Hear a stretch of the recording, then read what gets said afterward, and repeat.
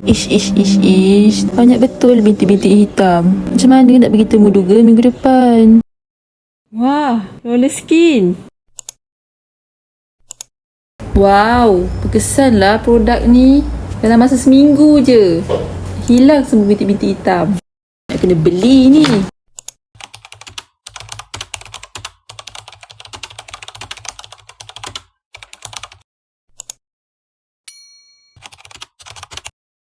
Ni nampaknya makin teruk ni. Macam mana nak pergi temu duga minggu depan?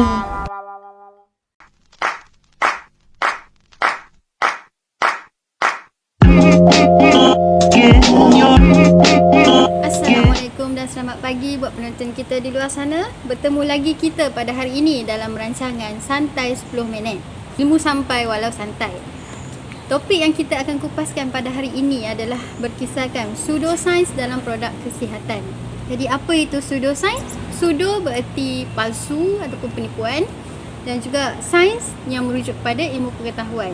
Jadi pseudoscience ni dia merujuk kepada suatu dakwaan, kepercayaan atau amalan yang didakwa sebagai sesuatu yang saintifik, tetapi sebenarnya tidak bertepatan dan tidak dibuktikan dengan kajian ilmiah atau kaedah saintifik. Bersama kita hari ini, kita ada di sebelah kiri saya Dr. Nur Umairah binti Mazlan, pensyarah dari Fakulti Sains Universiti Sains Malaysia, dan juga di sebelahnya kita ada Puan Eva Haizati binti Abdullah, pegawai dari Zakim. Okey. Jadi kita mulakan soalan dengan Dr. Umairah dululah. Jadi lepas kita tengok tadi video tu, kita tengok kesan yang dialami selepas menggunakan produk pseudoscience. Jadi macam mana nak tengok ciri-ciri produk pseudoscience sebenarnya? Silakan Doktor. Okay, terima kasih kepada Cik Nur Atika. Jadi betul lah apa yang Cik moderator kita kata tadi, yang memang kita tengok kesan teruk sangat bila pengguna tu pakai satu produk yang palsu. Jadi produk-produk pseudoscience ni dia ada beberapa kriteria. Yang pertama adalah kecenderungan yang keterlaluan. Maksudnya bila penjual tu promosikan produk dia promosi secara keterlaluan. Sebagai contoh, dia penjual satu produk A. Dia kata, pakcik, produk ni boleh rawat penyakit darah tinggi, kencing manis, boleh rawat migraine, semua penyakit boleh rawat pakcik. Bila kita dengar pun kita tahu, keterlaluan, over ni pakcik ni, penjual ni kan. Itu yang pertama. Yang kedua adalah dakwaan jualan tu disandarkan testimoni kepada individu yang tak dapat kita kenal pasti pun. Contohnya penjual tu kata, pakcik, kawan saya dah guna produk ni, lepas seminggu kulit muka dia licin, bersih. Tapi bila kita cari punya kawan tak wujud pun. Dia main petik je nama yang dia nak guna untuk promosikan produk dia. Yang ketiga, data-data yang penjual ni guna bersifat selektif dan bias. Maksudnya dia cuma ambil data yang menyokong produk dia. Sebagai contoh, dia produk dia gunakan satu herba ni. Lepas tu bila dia promosi, dia kata berdasarkan kajian saintifik, herba ni boleh meningkatkan imun tubuh badan apa semua. Tapi dalam masa yang sama ada juga kajian saintifik yang kata herba ni bagi kesan negatif yang tertentu, tapi dia tak bagi tahu pengguna. Dia cuma sebut yang baik saja, yang buruk dia sengapkan. Dan yang terakhir adalah produk pseudoscience ni penjual dia kerap menggunakan istilah saintifik yang palsu, yang dia mereka-reka je, ataupun memang kedengaran logik tapi dia sedikit bertentangan dengan prinsip saintifik sedia ada. Jadi bila kita tengok kenapa penjual ni suka buat macam suka tipu pengguna, sebab dia tahu yang rakyat Malaysia ni bila beli satu produk tu dia tak teliti pun isi kandungan. Jadi dia macam menggalakkan penjual untuk menipu, mereka-reka istilah saintifik supaya melariskan produk mereka. Oh, macam Doktor cakap tadi, kebanyakan rakyat Malaysia ni tak teliti senarai kandungan pada sesuatu produk ni. Jadi secara mudahnya, macam mana penonton kita di luar sana nak kenal, oh produk ni produk pseudoscience ataupun tak sebenarnya? Baik, jadi saya boleh bagi 5 tips kepada pengguna untuk kenal pasti produk tu produk pseudoscience. Yang pertama, dia satu produk je tapi boleh rawat banyak penyakit. Yang kedua, produk tu bersandarkan testimoni semata-mata. Bila kita tengok promosi dia dalam Instagram, Facebook, dia cuma bagi testimoni. Sebelum guna, selepas guna, sebelum guna, selepas guna. Ataupun kadang-kadang dia pakai testimoni produk lain. So, itu pun produk pseudoscience. Yang ketiga, penyembuhan ekspres. Seminggu dah boleh hilang dah segala penyakit. Yang keempat, produk 100% menggunakan alam semula jadi. Bila kita fikir secara logik, satu produk tu mustahil lah kalau pakai alam semula jadi semata-mata. Mestilah dia cepat rosak ke apa kan. Dia perlu menggunakan bahan kimia juga sikit, macam preservatif apa semua tu. Jadi tak logik kat situ. Dan yang terakhir, produk tu menggunakan sentimen agama dan bangsa. Guna ayat Quran, dia guna makanan sunnah, macam dia promote menggunakan benda-benda macam tu. Jadi yang itulah sebenarnya kata tips-tips untuk mengenali produk-produk pseudoscience.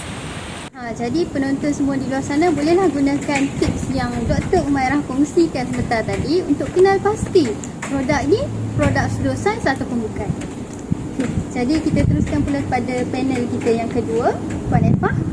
Jadi apa sebenarnya yang ada pada produk pseudoscience ni? Apa isu etika ni pada produk pseudoscience? Terima kasih Cik Atika atas persoalan yang telah diajukan. Jadi berkaitan dengan produk pseudoscience ni, apakah isu etika dalam pengkomersialan produk ini? Jika kita teliti betul-betul dalam produk pseudoscience, ia adalah suatu produk yang berkepentingan. Jadi berkepentingan sini merujuk kepada ia adalah produk yang ingin meraih kepercayaan masyarakat dan juga untuk mencapai keuntungan dalam jualan itu sendiri. Pertama sekali wujudnya unsur penipuan. Jadi dalam produk pseudoscience ni ia berkait rapat dengan penipuan dalam suatu perniagaan tu kerana penjual dia telah menyalahgunakan fakta-fakta sains dalam melariskan produk yang ingin dijual tu. Dan Islam mementingkan jujur dan amanah dalam perniagaan. Okey, mengikut hukum fiqh al-wasailu laha aqamul maqasid, iaitu matlamat tidak menghalalkan cara. Walaupun niatnya betul untuk menjual, tapi dia telah menggunakan cara yang salah untuk mencapai niat tersebut dan ia juga tidak dibenarkan dalam agama. Jadi selain itu terdapat juga produk kesihatan yang mengandungi bahan berbahaya demi untuk mendapatkan kesan yang serta-merta dan cepat. Walaupun sesuatu produk tu boleh membawa kesan sampingan yang negatif dalam jangka masa yang panjang. Jadi dalam Islam, Allah telah menyebut dalam Al-Quran dalam surah Al-Baqarah ayat 155 yang bermaksud janganlah kalian menjatuhkan diri kalian ke dalam kebinasaan. Jadi daripada ayat ini jelaslah bahawa Islam tidak membenarkan umatnya dengan sengaja untuk mendedahkan diri kepada lembah kebinasaan. Melibatkan unsur penipuan dan juga membahayakan kesihatan. Jadi ini sebabnya mengapa kita perlu menjauhi, mengelakkan menggunakan produk pseudoscience. Okay, jadi masa pun dah makin suntuk, kami nak minta panel kita buat sedikit sanalah kepada penonton kita. Silakan Dr. Umairah. Okey, baiklah. Satu saja pesanan saya kepada penonton, sebelum beli teliti dulu isi kandungan produk. Tengok dulu bahaya atau tidak, sesuai tak dengan diri kita. Jangan beli sembrono. Terutamanya buat mereka yang suka shopping, suka try macam-macam produk baru. Ingat, tubuh kita ni tanggungjawab kita. Jadi jagalah sebaik mungkin. Terima kasih Doktor. Silakan Puan Efah. Jadi sebagai penutup, pesanan saya kepada semua penonton, tidak salah untuk kita menghiaskan diri kerana Islam sendiri menggalakkan umatnya untuk menghiaskan diri dengan menggunakan produk-produk kesihatan selagi mana ia tidak mengubah ciptaan Allah dan sumbernya adalah diyakini halal dan tidak terdedah kepada risiko bahaya. Terima kasih Puan Efah. Jadi ingat, produk pseudoscience berpotensi memberikan kesan bahaya yang negatif dalam jangka masa yang panjang meskipun kita tengok kesan dia positif dalam jangka masa yang pendek. Ingat, kesihatan dan keselamatan kita begitu berharga.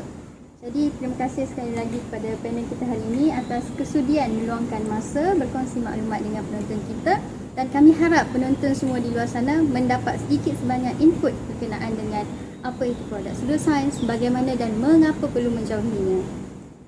Jadi kita jumpa lagi di hari yang sama, waktu yang sama dalam rancangan Santai 10 Minit. Ilmu sampai walau santai. Bye bye. Assalamualaikum.